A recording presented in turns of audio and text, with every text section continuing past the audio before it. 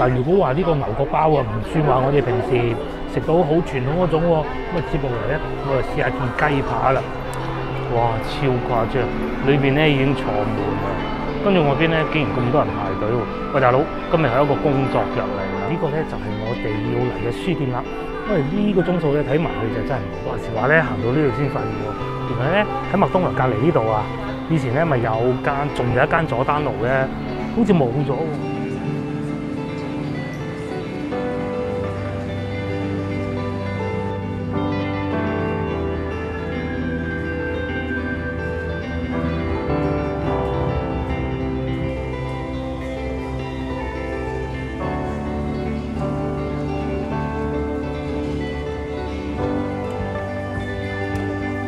各位觀眾大家好啊！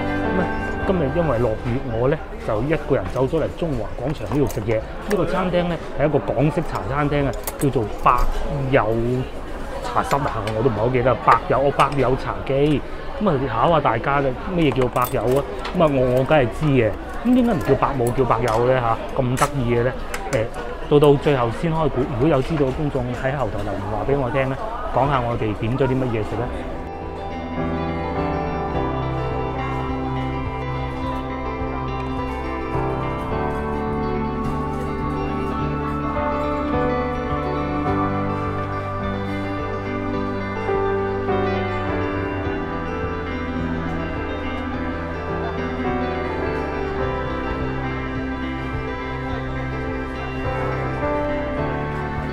首先第一個點咗咧係呢杯嘢飲啊，哇超勁啊！18蚊一杯，睇上去唔算太離譜啊嚇。咁另外咧第二度點咗咧就係呢個牛角包。最初點嘅時候啊，牛角包收我24蚊咁交關，一打開睇見，全部都係芝士啦同埋炸雞髀嘅。最後甜品咧就點咗呢一道劉乃華啦，或者叫做佢哋咧就叫劉德華嘅啊，就唔係劉德華先生嗰個劉德華喎，係流水個流啦，得到個得啦，同埋華就係劉德華。咁我哋又嚟到眼花繚亂讀餐牌時間啦喂。咁啊，既然講得係一個茶餐廳啊，咁當然就少唔到有碟頭飯啦。佢哋最受歡迎呢個滑蛋生炸雞髀飯，或者滑蛋瑞士雞髀飯。最初嘅時候咧，我都係想點一個價格都唔算話好離譜啊。最貴嘅也就35蚊一份啫。譬如話呢個百有公司飯啦，其他咧都係30蚊以下嘅。咁除咗呢啲比較傳統嘅港式茶餐廳嘅碟頭飯之外咧，仲有韭黃滑蛋飯啦、榨菜肉絲飯都有喎。另外仲有呢個滑蛋瑞士雞全翼飯，其實我自己都好中意。咁既然做得茶餐廳，點解又係呢句嘢？咁當然亦都少唔到套餐啦。嗱，佢有好多套餐選擇，最貴嘅大胃王香腸拼盤啊！我啱先睇個圖片啊，超級多腸仔喺裏邊㗎。我諗咧，如果同個女啊、同個老婆嚟食咧，呢一份應該夠晒我哋食㗎啦。咁除咗碟頭飯之外，當然亦都少唔到焗飯。佢哋呢度嘅焗飯咧係好有特色㗎，係好似一個金磚咁。金磚即係咩意思咧？一個方包啊！個方包咧連挖空咗，然之後塞一啲意粉啊或者焗飯落去嘅，咁啊稍微貴少少嘅，梗係啦，最受歡迎啊嘛，46蚊一份。咁啊接落嚟下邊仲有寫住咖喱啦，都係30零蚊咯。除咗先頭講嗰啲主食之外咧，仲有好多主食嘅，譬如話乾炒牛河啦、濕炒牛河，價格圍繞都係30蚊樓下啦。星洲炒米啊，同埋呢個其實我都幾中意啊，馬來沙爹牛肉炒公仔麵，個名就長啲，但係似乎唔錯喎。咁啊，如果講得茶餐廳，港式茶餐廳又點唔到，點樣少唔到嘢飲啊？凍熱奶茶都有啦，16、13，咖啡16、13，同埋咧佢哋呢度又有另外一道好出名嘅飲品啊，叫做200%啊重度咕力即係朱古力啦，18蚊，或者200%重度華田，即係阿華田啦嚇，凍阿華田啊，18蚊一份。咁至於我咧，其實係點咗一杯嘅，我哋讀埋其他小食再同慢慢。話佢哋呢度真係多嘢食啊！不過咧，同我哋上次見到去嗰啲餐廳咧，後生仔餐廳一樣啊，嗰啲字咧好鬼細粒㗎。咁啊，小食有啲咩咧？炸雞髀咧25蚊，據說佢哋嗰啲炸雞髀係好受歡迎㗎。咁啊，鑑於我就唔想一次過一碟食咁大，所以咧就叫多咗份。咁再嚟仲有撈丁啦，撈丁睇上去又好似貴啲，但係咧佢哋呢度出名啊，夠大件大份㗎。我哋就趁新鮮先從個牛角包食起啦。咁今日咧我哋過到嚟係中午時段嚟嘅，而家咧都仲未夠12點啊，已經坐滿啦。佢哋餐廳咧係從11點開始營業嘅。大家睇下呢個跌咗嘅牛角包，裏邊見到有一件雞扒啦，有啲芝士，試下鬆唔鬆化先。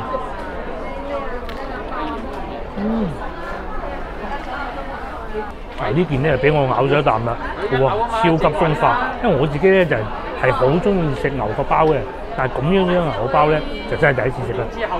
牛角包唔係重點喎，裏邊嗰件雞扒先係重點啊！大家睇下幾厚。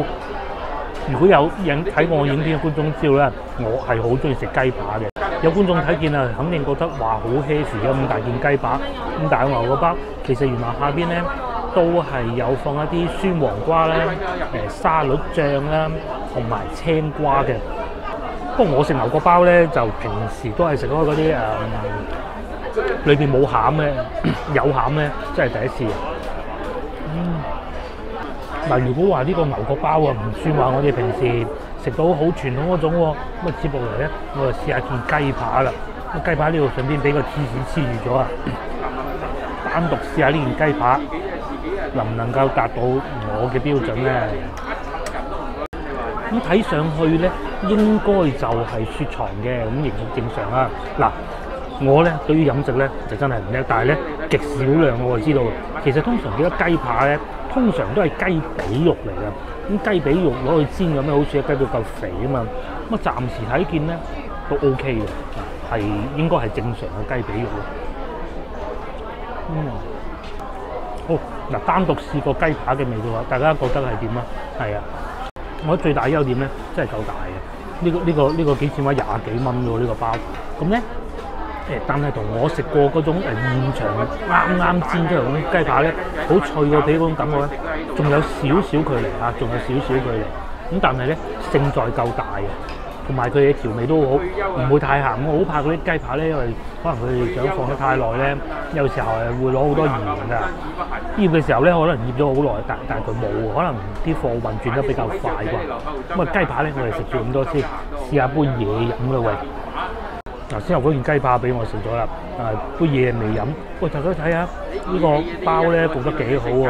有時候啊，如果火候控制得唔好咧，好鬼硬啊！大家知我幾怕食硬嘢啦，你睇嗰隻手掹得到真係，但係又唔會唔脆嘅喎。哇！佢哋呢啲份量真係勁啊！個牛包我食一半咧已經飽飽哋，仲有咁大杯嘢，唔好理佢，試試先啊！冇問題嘅，好啱先飲咗一啖啦，果然好重度啊！我而家咧明明地點解佢有羹嘅？原來啊下邊係有啲珍珠嘅，即係飲珍珠奶茶嗰啲珍珠，但係咧就唔算話好多嘅，因為啲珍珠奶茶咧半杯都係珍珠嚟嘅，其實我就唔好中意，少少地都還 OK。咁上邊咧就呢啲應該就係阿華田嘅粉啦，阿華田應該冇乜必要攞其他嚟平替咧，佢係有冰嘅，但係就係呢種碎冰咯，唔算太多。可能正係因為咁咧，佢所以啲味擺咗一段時間都唔會變得太淡。哇，脆卜卜嘅喎，好正！哇，我好中意上邊呢度，就係呢部分食落口咧脆卜卜嘅喎。話時話我都未飲過阿華田嘅，喺國內咧好少買得到嘅，係咪咁嘅味咯？阿華田如果未沖之前，我中意佢上邊呢啲碎碎多啲咯。咁啊當然啦，下邊都好飲嘅，但係如果飛咗嗰啲珍珠，我覺得會好啲。好彩唔算太多。芸芸眾多咁多珍珠裏邊咧，我最唔討厭就係呢種啊！我怕嗰啲咧，哇好大粒，好似半隻麻雀牌嗰啲咧，你啜緊嘅時候已經棘住啦。咁呢啲咧就稍為好啲啦。但係調教味道真係好好，唔會太甜。最後就試埋呢個我都唔知點樣形容啊！咁啊國內叫柳乃華嘅咁咧係擺咗好耐啦，俾我擺咗起碼超過10分鐘啦。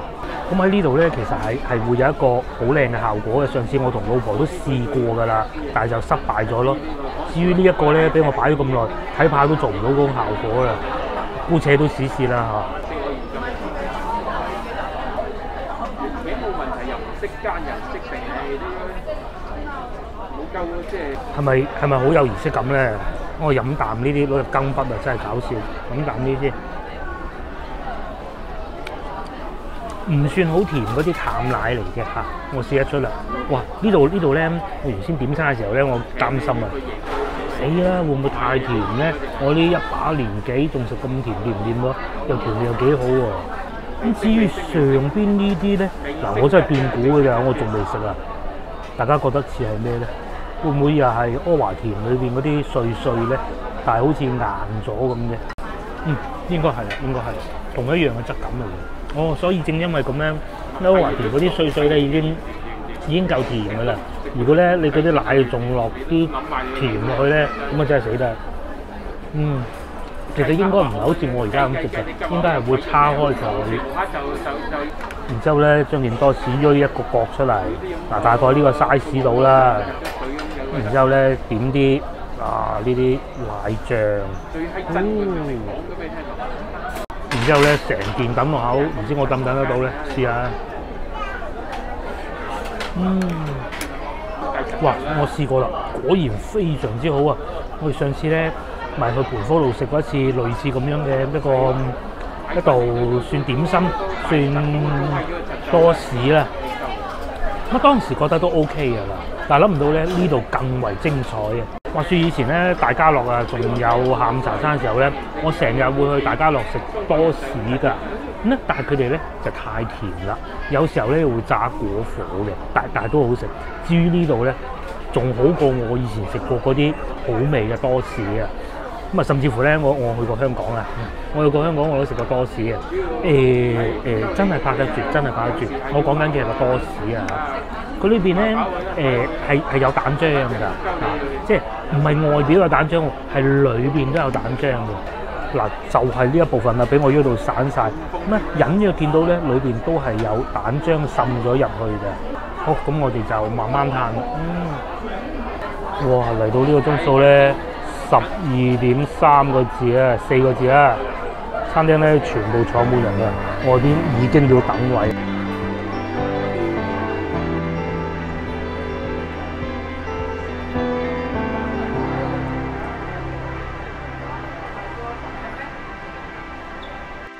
哇，超誇張！裏邊咧已經坐滿啦，跟住外邊咧竟然咁多人排隊喎！喂，大佬，今日係一個工作日嚟㗎。Hello， 各位觀眾，我食飽飽，大家睇上我覺得點咧？最多就係會總共使咗60蚊啊！咁啊，因為今日我係一個人嚟嘅，所以真係食唔晒，又有打包又剩咁。啱先嗰個劉德華咧，我食到一半已經頂唔順啦，真係實在太多。我諗如果個老婆嚟埋咧，係唔需要再點多任何一份嘢食嘅。就算乎呢杯，我覺得都係咯。如果再帶埋個女嚟嘅話咧，我諗叫多份小食咧，應該係差唔多嘅啦。即係人均消費可能30出頭左右就搞掂啦。好啦，既然嚟到中華廣場，又帶大家行下流行前線啦喎，不如同埋咧下邊有個書店，有位觀眾好想去睇嘅。趁住依家我哋去睇咗先。我而家咧就嗱飲埋呢杯嘢先，帶住呢杯嘢入書店似乎唔係太好嘅。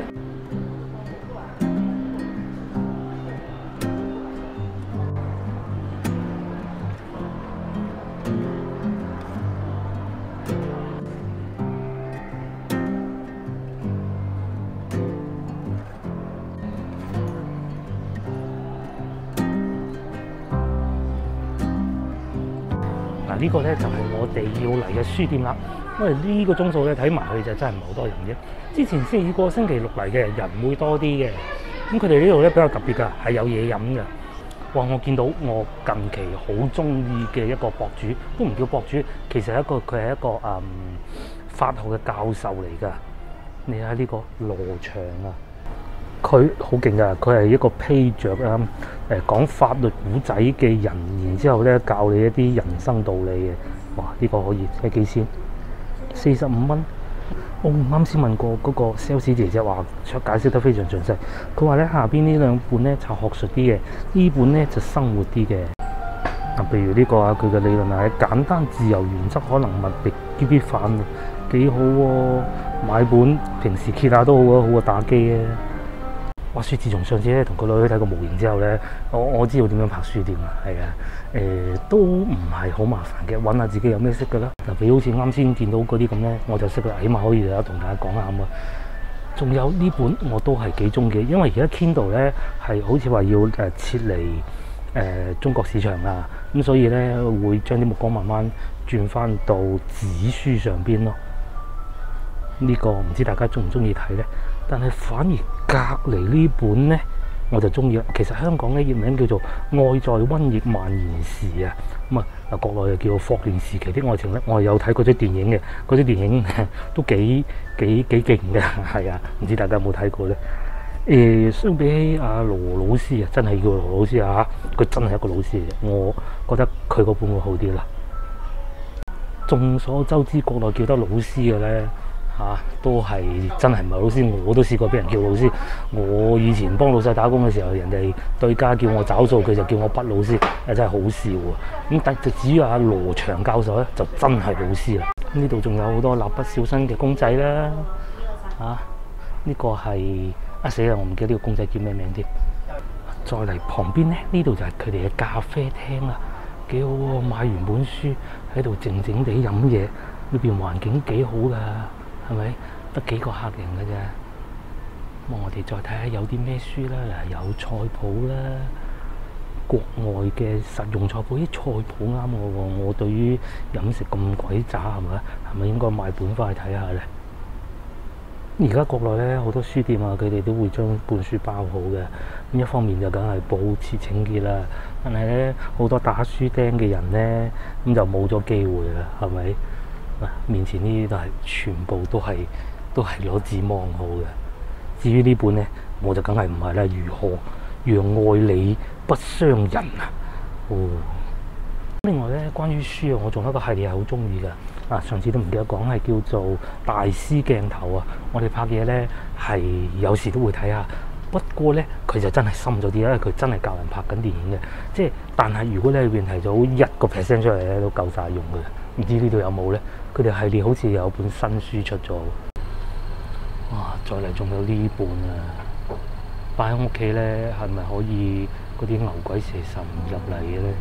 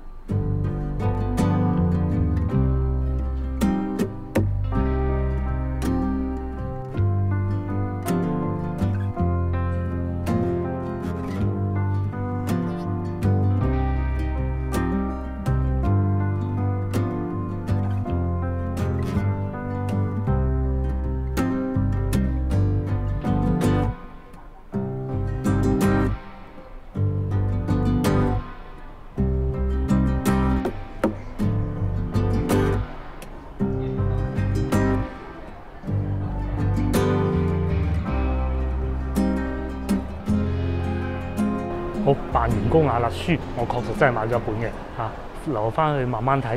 接落嚟咧就到最後一個環節，就係我哋落去流行前線行下。無他嘅，因為我都要搭地鐵翻去㗎嘛，係咪？今日咧真係落咗好大個雨啊！我還記得咧上一次就嚟過呢度拍片嘅，但係咧中華廣場當時仲整緊喎，即係下邊呢一部分啦，樓上整緊，樓上整好，下邊一部分仲裝修緊啊，所以就冇拍攝啦。咁今日過到嚟睇見咧，好多鋪頭都已經整好啦。譬如話賣鞋呢兩間啦，哇賣咗好多年㗎啦。咁至於隔離呢一度咧，就係賣衫嘅。咁我啱先亦都經過喺對面咧嗰間綠色嘅化妝品店咧，喺呢個位置大家應該見到啦，已經係關咗門㗎啦嚇，就淨係呢兩間我記得，其他咧好似都改頭換面。當然女裝我係唔知嘅。咁再嚟仲有金鋪啦，金鋪應該係新開嘅，不過金鋪隔離咧嘅綠色咖啡店咧都仲係喺度，呢間應該開咗好多年。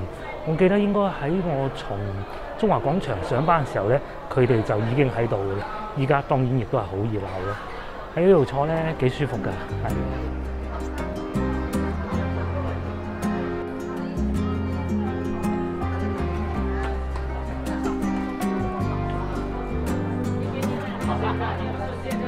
喺呢個位置咧，如果上去係上翻去上邊門口嘅，咁我哋而家咧就落去樓下就係流行前線啦喂。哦，搞錯咗，綠色嗰個化妝品店咧，原來搬咗位置咧，而家仲喺度開緊。係咯，佢哋咁財雄勢大，冇理由要生意經營而接咗一間鋪頭嘅，係嘛？財雄勢大啊！廢話少講，我哋落去啦。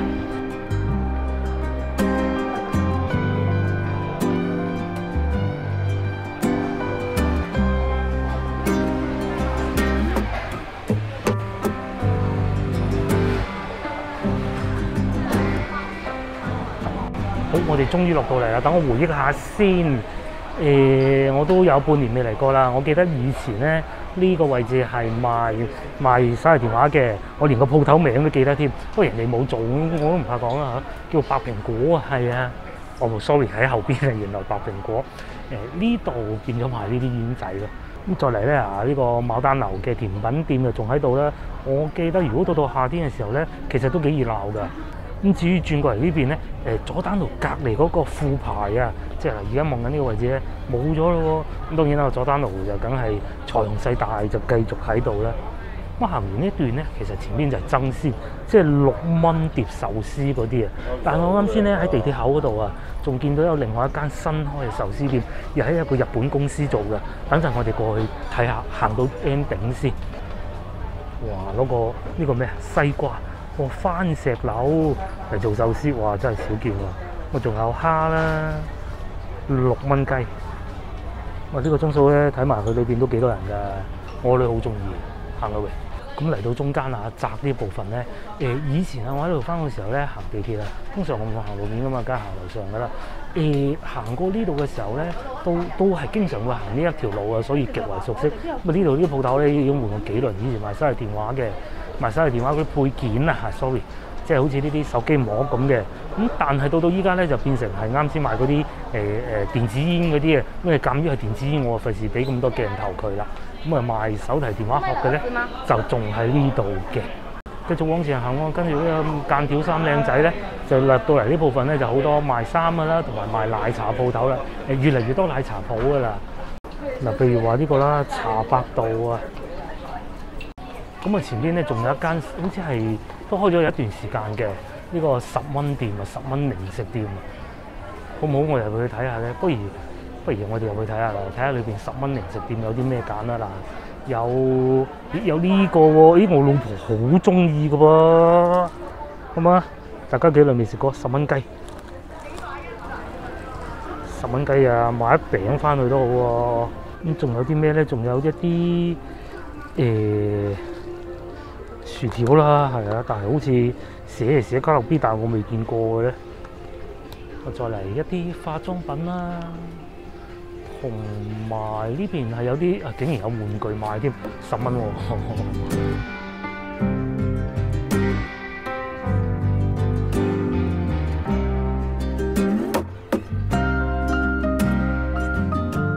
我買咗嘢啦，就係嗰個沙爹魚串啊。唔係咁容易揾得到嘅，好似清河市場有賣嘅，但係你要買好多咯。咁啊，所以咧我淨係買咗呢樣嘢，至於其他嗰啲咧都係名創優品好啲嘅。經過啱啱見到嘅眼鏡鋪啊，又係開咗好多年㗎啦，係嘛？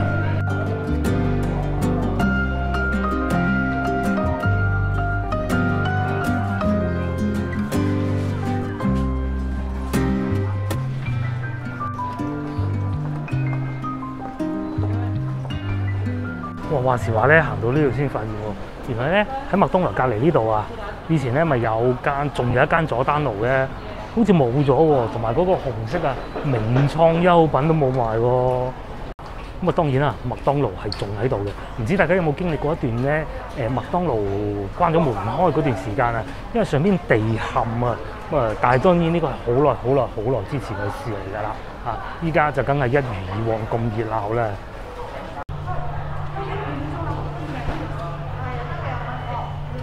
同埋仲有最後一個不得不提嘅，唔知大家有冇去過我身後邊呢個咧，以前我唔講係咩啦，大家有嚟過就明啦嚇。以前喺度翻工嘅時候咧，有時急起身都會去嘅，不過裏邊咧可能係因為地下原因啊，所以咧就應付一時之需咯。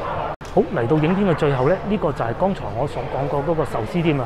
會唔會同隔離呢一個呢個食日本飯係同一家嘅咧？唔出奇，因為睇上去咧裝修風格咧都係差唔多㗎。咁而且咧，我行過嚟呢邊俾大家睇下。嗱，首先睇埋去咧，人唔算太多。其實啱先咧，我喺茶餐廳咧同佢之間咧，我真係有考慮過嘅。點解我話佢哋係同一家咧？又係黐得近啊，固之然啦。第二，呢度寫住壽司10蚊10蚊10蚊10蚊10蚊，咁咧就喺正食飯隔離㗎啦。咁如果唔係同一家嘅話，你擺唔埋做咩啫？唔好嗨咁埋啦，係嘛？